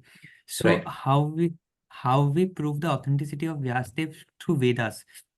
The Puranas are mentioned in Vedas, but specifically of Vyasdev. So how can How we understand do you prove the authenticity of Vyasadeva through the Vedas, original Vedas? four Vedas? The thing Isn't is, this unrelated to our class though? I mean, it's related to that. It's indirectly related to that Apara Vidya, the four Vedas. Uh, what I'll do is I'll quickly answer this so that we can. I'll not spend a lot of time. I'll quickly answer this too. I hope that's okay. Yeah, sure. Okay. So if you see, the Vedas arose from the breathing of Bhagavan Narayan. It is mentioned in Brihadaranyaka Upanishad. But do the four Vedas say that they arose from the breathing of Bhagavan Narayan? Upanishads are part of Vedas, right? They are part, they're supplementary. Of course, they are supplementary. But Yeah. do the four Vedas say that they arose from the breathing of Bhagavan Narayan? No. So, in the four Vedas, the contents are specifically related to Yajna. Rigved, Samved, Yajurved. If you want to look for Krishna, Ram, Narayan, Vishnu, Vishnu you may find in the original four Vedas, but you may not find, Ram, Krishna, Vyasadev, etc. there. So the reason is that the four Vedas arose from the breathing of Bhagavan Narayan. In every Chatur Yuga, in every cycle of four, the Vyasadev is different. So what we call Vyasadev, next time Ashwathama is Vyasadev. The next time we will say, who divided the four Vedas? Ashwathama. Then we will, Acha, why is his name not mentioned in the four Vedas? Alright, because four Vedas are eternal. And the name of Vyas keeps changing. That is the reason why you don't find the name of a changing entity such as Shri Vyas in an eternally unchanging entity such as the four Vedas. So that is one reason, one good reason. But if you want other people to give pramanas, there are many. Sri Jiva Goswami quotes Hemadri Panth in Tattva Sandarbha. He is testifying for Vyasadev. Chaturvarg Chintamani. So many examples he is given in the Tattva Sandarbha. So you can look those up, wherein other authorities on Smriti, Shruti, they come and they testify for Puranas and Sri Vyasadeva. So that is the answer to your query. Right? Thank you. I have a question, Prabhu. Why does Krishna like Parokshavad? Why does Krishna like Parokshavad? Because it is the feature of Parokshavad that ambiguity of meaning is achieved. And when ambiguity of meaning is achieved, only the eligible candidate will be able to understand the correct meaning, and ineligible candidates will be filtered out. Therefore, Krishna likes Parokshavad. When Advaita Acharya wanted to send a message to Chaitanya Mahaprabhu that the rice is already, everybody has rice, So there's no need of rice. So the message was not understood by anybody else. It was only understood by Sri Chaitanya Mahaprabhu. So usual messages are messages. Parokshavad is encrypted message. And only a person who has the correct decryption mindset will be able to understand. So this ensures that only the adhikari is able to, eligible person is able to understand the correct message, and that it doesn't reach the ineligible people. So this is, there may be many reasons, but this is one of the reasons that the correct message reaches the correct person. Thank you. Actually, I don't know how related my question was to the class. No worries. Next, we have Nilachala Chandrika Mataji.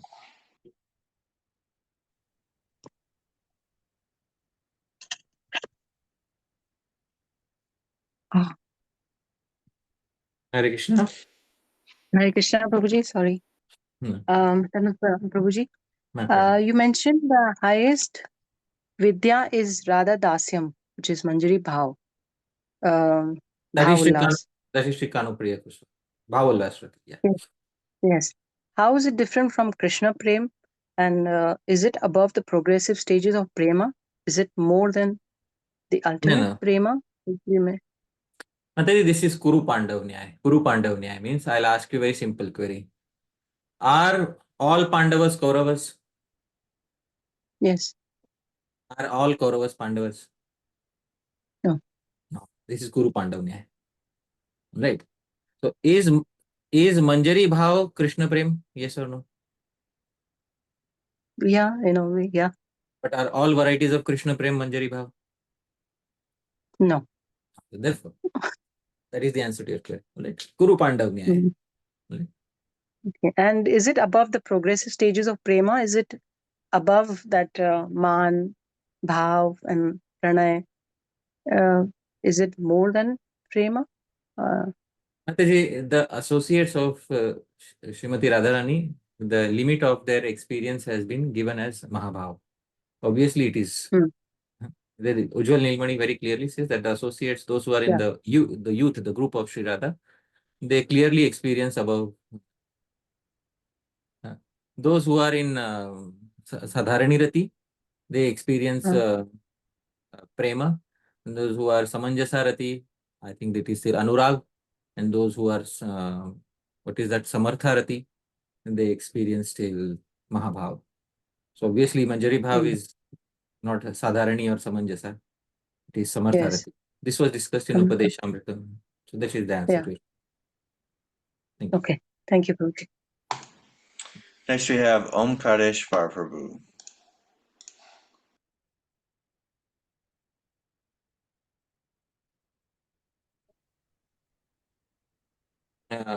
We are not able to hear.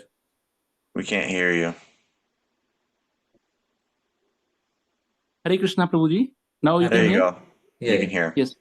Yes. Thank you very much, Prabhu, for such a comprehensive overview of Vidya and Avidya using different sastras and various commentators.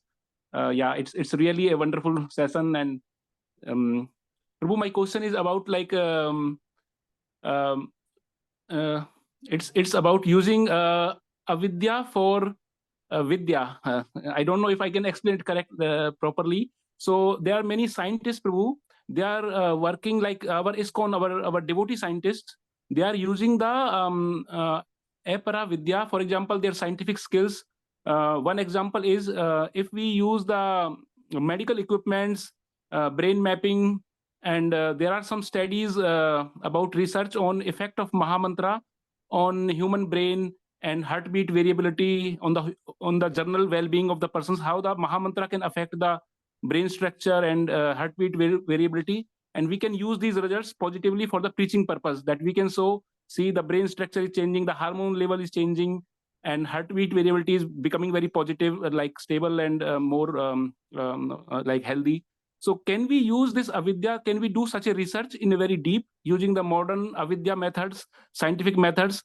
And will this Avidya be considered as a Vidya then if we use for Krishna's service?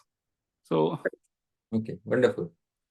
So I will give a generic I mean, there is one generic rule which you can use to understand what is vidya and what is avidya, especially in these cases wherein so-called avidya is being used for the attainment of Krishna bhakti. Yes. So there is a praman given in the Upanishads. I will in the Shastras there is a praman given. Sa vidya ya vimuktaye.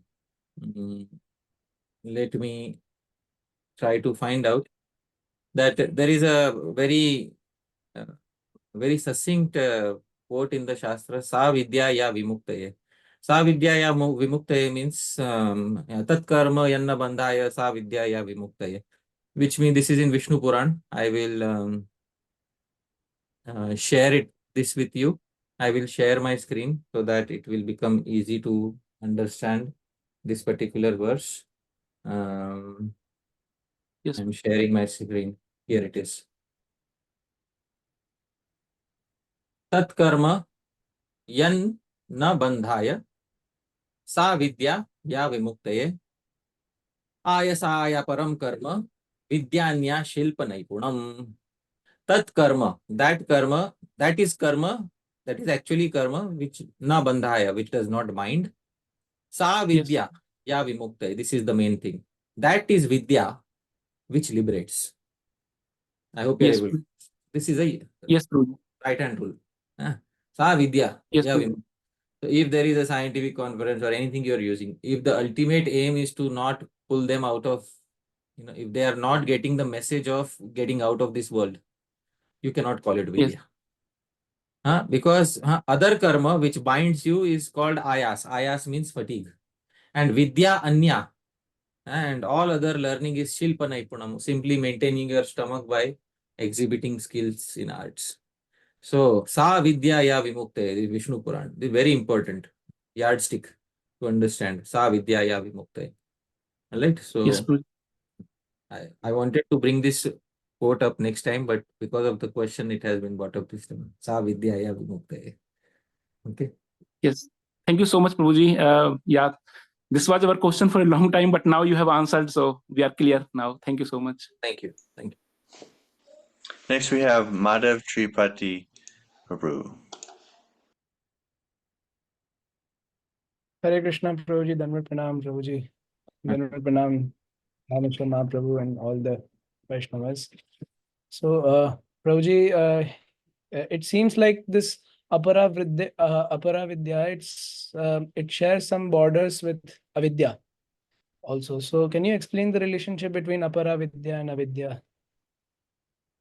Prabhu, avidya is anadi, beginningless. Aparavidya is, avidya covers the living entity. Aparavidya doesn't cover the living entity. I hope you are able to understand. That's a distinction. Avidya, since beginningless time, has covered the conditioned living entity. Aparavidya is knowledge, and avidya is ignorance of Bhagavan from beginningless time. So there is some distinction between them.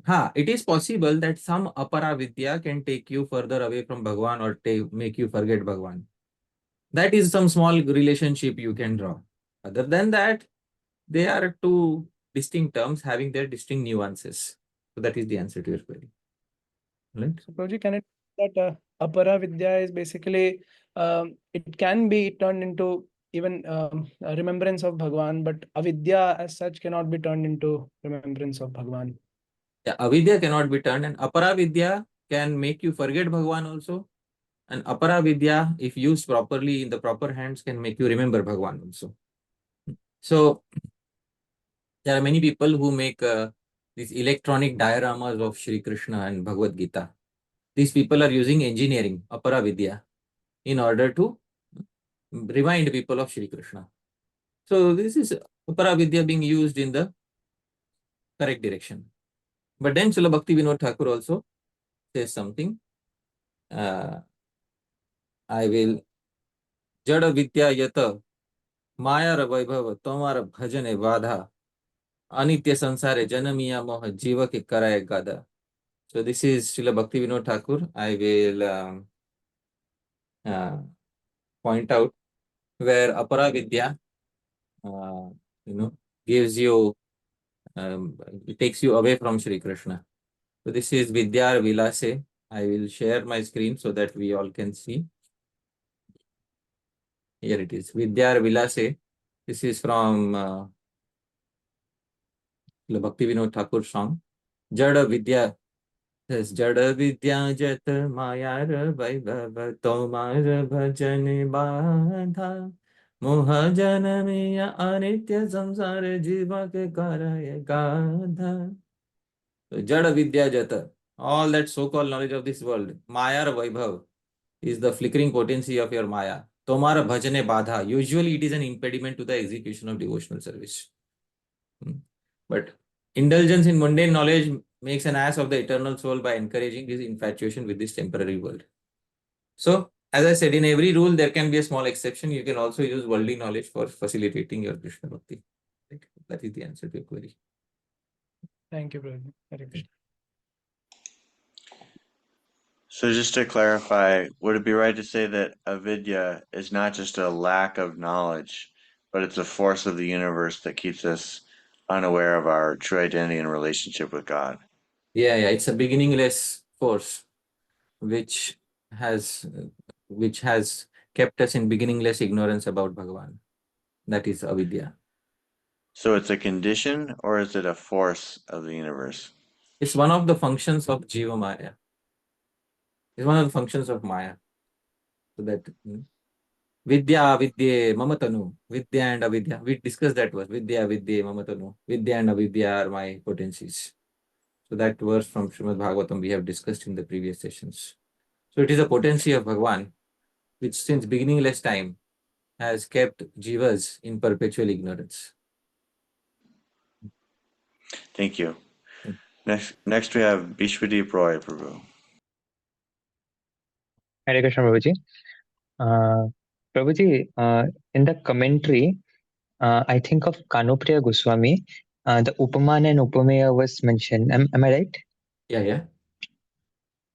So in Upaman Alankar, all the qualities of Upaman is not seen in Upameya generally, right? When in Rupak everything is seen. So Bhakti Siddhanta Saraswati Prabhupada's commentary, it looks like he's trying to use Rupak. So can you explain on this? If it is Upama, in Upaman, which qualities are not being aropit or in the Upameya? Yeah. First and foremost, it's a technical question, so I'll first make it easier for the audience. Sri Kanupriya Goswami in his commentary was speaking about Upaman, Upameya. This is a figure of speech, literal ornament called as Upama. Upama is simile. In English, we say simile, English grammar. Simile means there is a comparison done. For example, you say your face is like the moon. This is simile. So here, Upaman, the object which is being, Upameya, the object which is being compared is the face. And Upaman, the standard of comparison is the moon. So there is some similarity between face and moon, therefore the comparison is done. Face may be round, therefore somebody may say, or the face may be bright, therefore somebody may say your face is like the moon. But there may be other dissimilarities. The face has a particular color, and the moon may have a different color. So there is some dissimilarity also. That is where you use Upama. Rupak, your face is the moon. Like direct equivalence.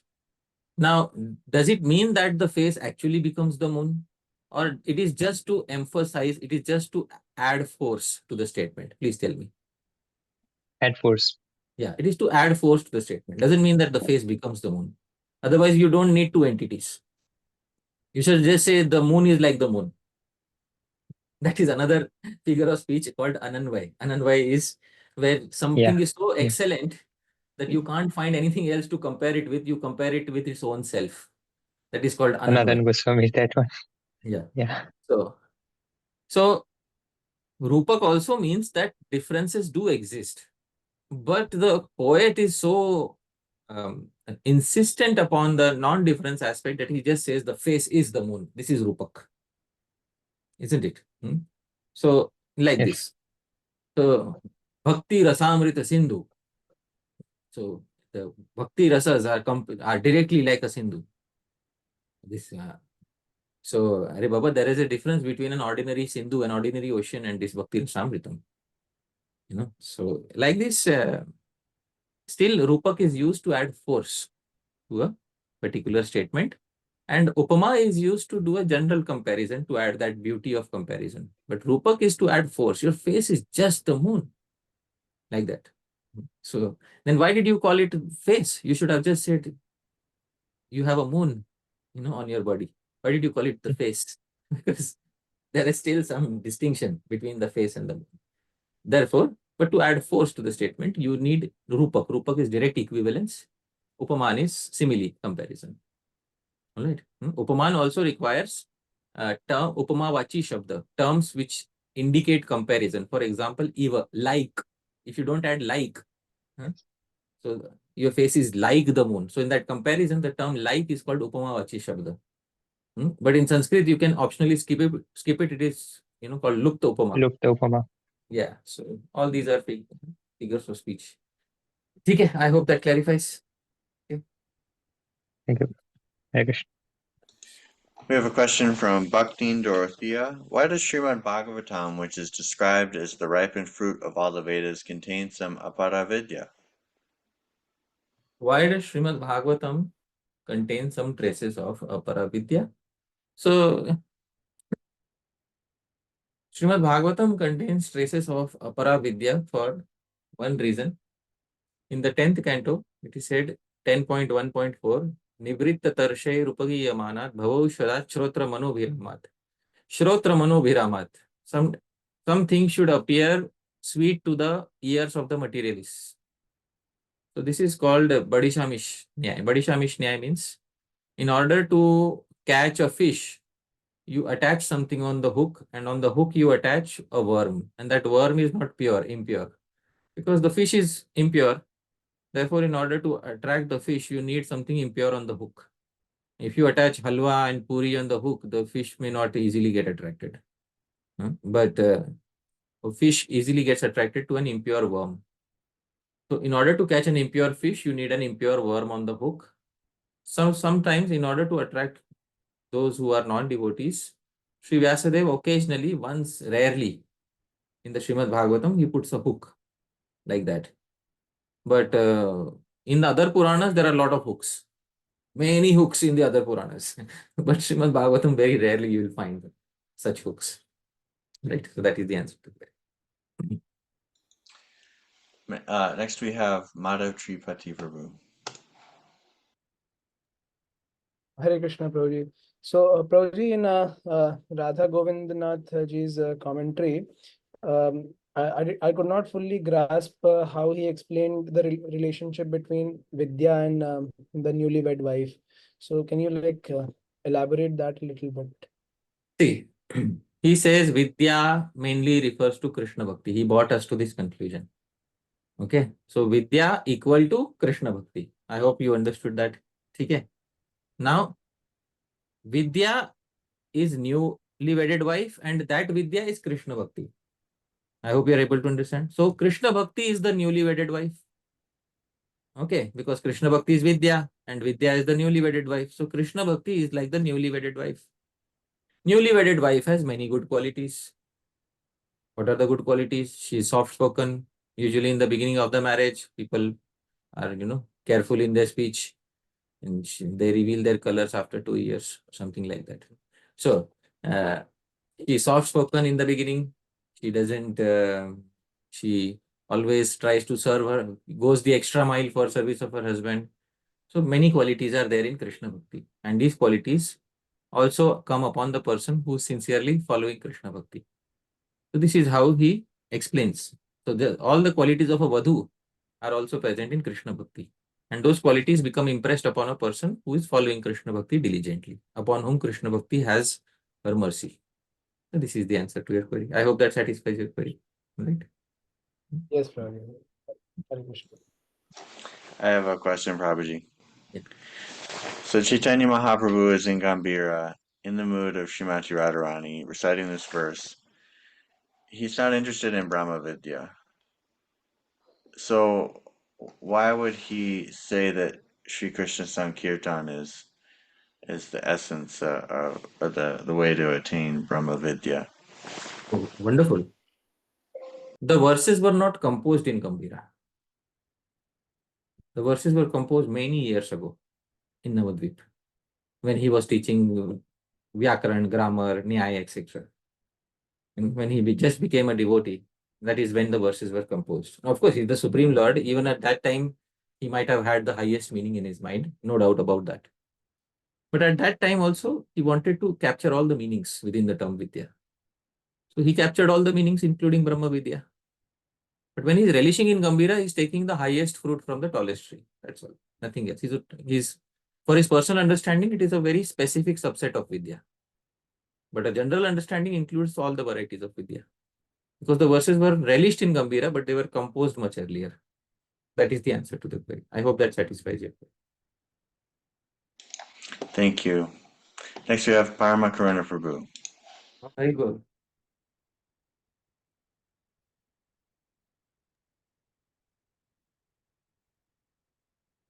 Hare Krishna, Dandavat Pranam Prabhuji. Happens. Am I audible? Yeah, you're also visible. And so nice. Yes.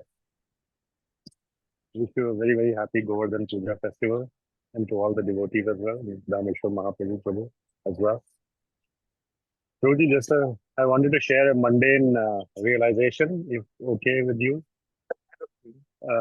But I doubt it is mundane when it's coming from you, but still, please go ahead.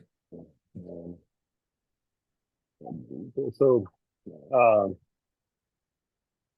regarding this vidyā-vadhū-jīvanam, one thing that I was thinking is a very famous quotation is that the best way to learn something is to teach it. And I do a little bit of some classes, and I have at least experienced this myself, that whenever I have to read any subject matter or any topic with the purpose of, saying something to the devotee, which I have learned from you and Srila Prabhupada and devotees, is also Kirtan, then I am able to really understand the subject matter very well. So what you were saying today, that, when Kirtan is the objective, or if the consciousness is to do Kirtan, then Vidya enters the heart. I'm not sure if it has entered my heart at all, but I feel that it is better than when it is not for the objective of Kirtan. So I just wanted to share that with you, and Wonderful. Comments or corrections. I'm very happy that I'm so happy that you are doing Kirtan actively in your life, and that doing Kirtan automatically invites Vidya within the heart. That's a fact. Especially your teaching of Bhakti Shastri to various students has been a source of great inspiration for many students. And thank you for doing that, Prabhuji, and thank you for inspiring so many students on the path of understanding the literature of Srila Prabhupada and Srila Rupa Goswami. So I am in full agreement with you that Vidya finds her life-giving husband in the form of Sankirtanam, and that when you perform Sankirtanam, Vidya within the heart receives nourishment. So that is 100% true, Prabhuji. I'm very thankful for this realization, and I don't know why you called it mundane, and I don't see anything mundane in it. Thank you so much, Prabhuji. That is your kindness and your teaching. Thank you, Prabhuji. Thanks. Next we have Shastra Sara Prada Prabhu. Hare Krishna, Prabhu. My pranams. Dharat Pranam. I had a quick question. Please, if you could elaborate on this a little bit more, just because I think I might have misunderstood the context. But Shri Radha Govindanath is speaking of Krishna being the ashray. But I was thinking more in the case of, like, in the context of Vibhav, where Krishna is the Alamban. In that case, he's the No, Vishaya. no. He's not speaking from rasa point of view. He's speaking from knowledge point of view. Krishna is the Oh, I see. ashray. Okay. Ashray of all vidya. Krishna is the shelter of all vidya. He's not speaking about ras vishay and ras ashray. This is not what he's speaking about. Okay, Prabhu, thank you. Thank you. Next we have Anuradha Mataji. Hare Krishna, Prabhu. I was just thinking as you were saying the Sankirtan, of course, the base of everything, including Shravanam. But when we hear so many times that Parikshit Maharaj was the icon for Shravanam and things like that, how do we connect that with the Sankirtanam being the base for it and then the Shravanam and everything established on top of that? Is my question clear, Prabhu? Yeah, I have understood. There is in Sri Rupa Goswami says Ekanga Bhakta, some devotees achieved perfection through practicing one limb only. Yeah. And such as Parikshit Maharaj attained through Shravanam and Prahlad Maharaj attained through Smaranam. Yes. But if they can achieve independently through these limbs, what is the point of saying that Kirtan is the greatest and everything else depends on it? Exactly, Prabhu. Yes. The point is, Parikshit Maharaj, now you only answer me, Mataji. Could Parikshit Maharaj do Shravanam if Shukdev Goswami wouldn't have done Kirtan? No. So Parikshit Maharaj Shravan is dependent on Shukdev Goswami's. Please fill in the blank. Kirtan. Wonderful. Kirtan. Yeah. Could Prahlad Maharaj have done Smaran if Narad Muni would not have done? Please fill in the blanks. Kirtan. Yeah. So Yes. therein lies the answer to your query. Yes. Thank you so much, Hare Krishna. Looks like we're out of questions, Prabhuji. Anything else that you want to share? No, I might have made many mistakes, so please forgive me. Right. We're very grateful for your time and your enlightening answers. Thank you so much, Prabhuji. I'll invite all the devotees now to unmute and give a big thank you to Hari Parshad Prabhu. Hare Krishna. Jakalpataruprascha kripa sindhubheva vaishnavam namanityo vaishnavadyo. Thank you so much. Thank you so much, Prabhuji. Hare Srila Krishna. Prabhupada ki jai. Srila Prabhupada. Thank you, Jai. Prabhu. Srila His Prabhupada. Grace Hari Parshad Prabhu ki jai. Jai. Srila Prabhupada Happy ki jai. Govardhan Puja, everyone. Happy Govardhan Puja. Srila Prabhupada ki jai. Hare Krishna. Jai. Okay, I'll sign off now. Hare Krishna. Hare Krishna.